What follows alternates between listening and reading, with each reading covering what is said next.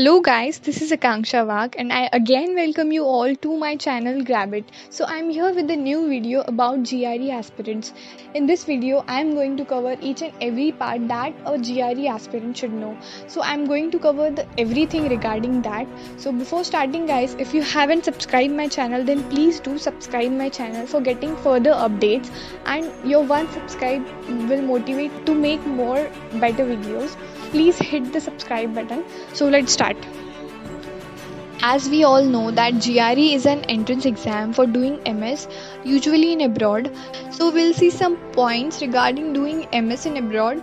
So we will see the different universities to do MS in abroad based on the cost of education, positive reviews and rate of investment. Different universities will demand you different requirements, different things, or the different exams. Sometimes GRE, sometimes TOEFL, sometimes IELTS, and sometimes may other exams. So this depends upon the university itself and the rank of the university in the particular country. So here are some certain top universities for doing MSc abroad. I have listed some of them here. The most expensive education we can say is in US. So talking about the USA, we can say it is the home of the top universities in which most of the peoples are dreaming to study in. The cost of education there, like if we include the tuition fees as well as the living cost, then it can go up to $12,000 to $15,000, and it depends where we live. That the stay back period after masters is 12 months.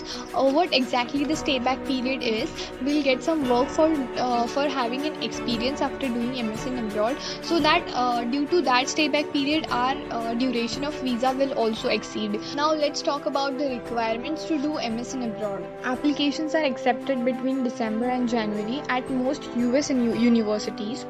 After confirmation of application, the selection is intimated. Applicants have to confirm by April 15 for admissions. Officially, they have to accept the offer of admission by May 1, and some universities have rolling admissions, thus applicants can apply anytime throughout the year. Some top universities require a good score of 330 plus in GRE. So the most USA universities will demand you transcripts. Now what are transcripts? Transcripts is basically a important piece of documents which includes all the records of your academics. After that you will require mark sheets and CV. After that, the statement of purpose, for what purpose you are doing MS, and the letter of recommendations, as I have told you earlier. Then the financial statement and the health insurance.